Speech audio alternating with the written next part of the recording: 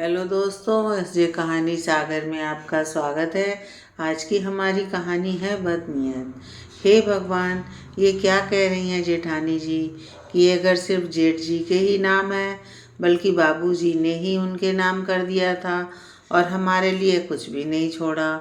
माही के तो जेठानी के मुंह से ये बातें सुनकर होश ही उड़ गए। उसको एकदम से ऐसा लगा कि जैसे उसके पैरों तले से ज़मीन ही खिसक गई। एकदम से उसकी आंखों के आगे अंधेरा सा छाने लगा। उसको लगा कि अगर उसने खुद को संभाला नहीं तो वो पक्का गिर जाएगी, क्योंकि जेठानी जी ने बात ही कुछ ऐसी कह दी थी। उसने तो इतने बड़े घर को लेकर ना जाने कितने ख्वाब देख डाले थे।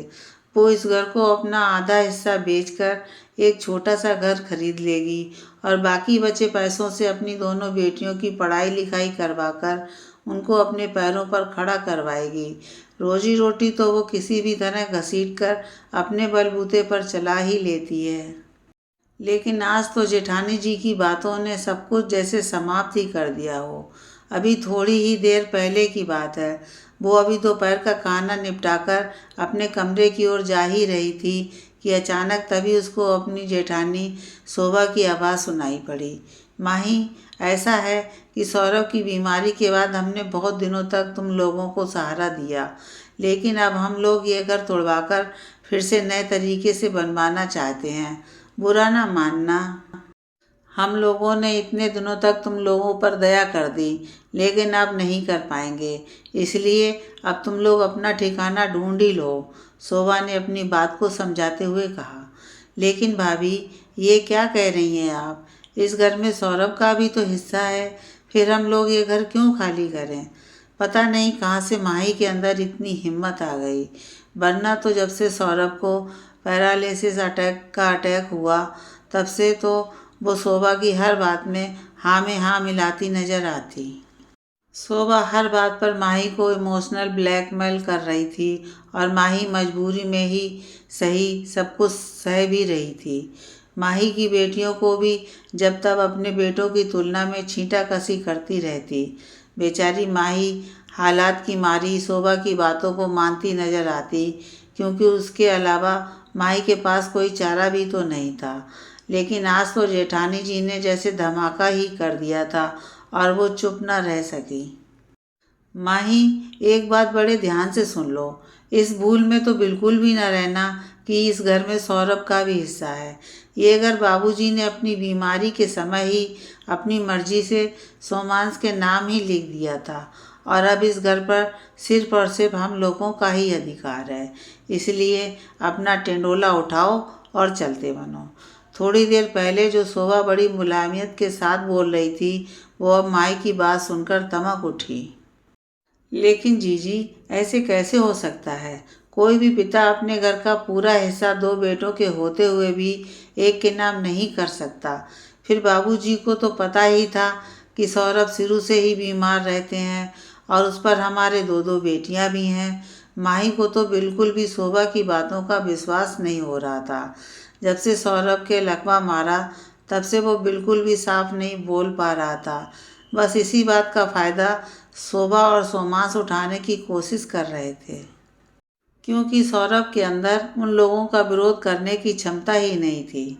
तुमको विश्वास हो या ना हो, लेकिन ये अगर सोमांस के ही नाम है और जितनी जल्दी हो उतनी जल्दी अपना कोई और ठिकाना ढूंढ लो। ये तुम्हारे लिए भी अच्छा होगा और हमारे लिए भी। इतना कहकर शोभा माई को अचंभित छोड़कर अपने कमरे में चली गई और माई को तो बिल्कुल भी समझ में नहीं आ रहा था कि वो क्या करे, और वो सौरभ के पास बैठकर फूट फूट कर रोने लगी। सौरभ बोल नहीं सकता था, लेकिन समझ सब लेता था और उसने अपने टूटे फूटे शब्दों में माही के इस तरह से रोने का कारण पूछा। माही सब कुछ बताकर सौरभ को दुखी नहीं करना चाहती थी, पर अब तो माही बिल्कुल भी चुप नहीं रह सकी और उसने रोते रोते सारी बातें सौरभ को बता ही दी। और सौरभ चुपचाप असहाय पड़ा सुनता रहा। लेकिन अचानक उसके चेहरे पर एक चमक सी आ गई और वो अस्पष्ट बोली में गौरव गौरव नाम लेने लगा। पहले तो माही कुछ समझ नहीं सकी। लेकिन अचानक उसको याद आया कि गौरव नाम के उसके एक ममेरे जेठ हैं जो कि पेशे से वकील भी हैं। जब माही ने गौरव का नाम लेकर बताया तो सौरभ ने सिर हिलाकर हामी भर दी। अब तो माही को एक नई आशा की किरण नजर आने लगी और उसने झट से गौरव को फ़ोन मिला दिया। भैया, ऐसी ऐसी बात है, जितनी जल्दी हो सके उतनी जल्दी आप आ जाइए, माही लगभग रो देने वाले अंदाज में बोली। और दूसरे ही दिन गौरव आ गए, क्योंकि सभी को सौरभ की स्थिति की वजह से माही से सहानुभूति थी। उसको अचानक घर पर देखकर तो शोभा और सोमांश तो चौंक ही पड़े, क्योंकि उन लोगों को माही से इस प्रकार की कोई उम्मीद नहीं थी। माही, तुमने गौरव भैया को क्यों बुलाया? शोभा माही के ऊपर बिफर ही पड़ी। भाभी, अब बस, अब तक बहुत सह लिया, लेकिन अब नहीं सहूँगी। आपने सोचा कि सौरभ तो असहाय पड़े ही हैं, तो हमारी बात भला कोई क्यों सुनेगा? लेकिन भगवान हर किसी को कोई ना कोई रास्ता अवश्य दिखाता है। आपने ये भी सोचा होगा कि हम लोगों का कोई और साथ भी नहीं देगा, लेकिन सौरभ ने गौरव भैया को बुलाकर बहुत सही किया और गौरव भैया ने भी यहाँ आकर हम लोगों पर बहुत बड़ा उपकार किया है। माही निडरतापूर्वक बोली, क्योंकि जब कर नहीं तो डर नहीं। लेकिन तुम मेरा बिगाड़ क्या लोगी? शोभा बेशर्मी से बोली। भाभी, ये तो शायद वक्त ही बताएगा, माही ने तटस्थ होकर कहा। बस आप घर के वो कागजात दिखा दीजिए जिस पर बाबूजी ने ये घर आपके नाम लिखा हो। लेकिन ऐसा कोई कागजात था ही नहीं, और अब जब घर के सारे कागजात निकाले गए तो शोभा और सोमांश का सफ़ेद झूठ सामने आ गया। गौरव ने पूरी तन्मयता से माही और सौरभ की तरफ से लड़ाई लड़ी और उन दोनों को उनका पूरा पूरा हक दिलवाया। माही ने अपनी योजना के अनुसार उस घर का अपना हिस्सा बेचकर एक छोटा सा नया घर खरीद लिया और बाकी पैसा बेटियों की पढ़ाई में लगा दिया।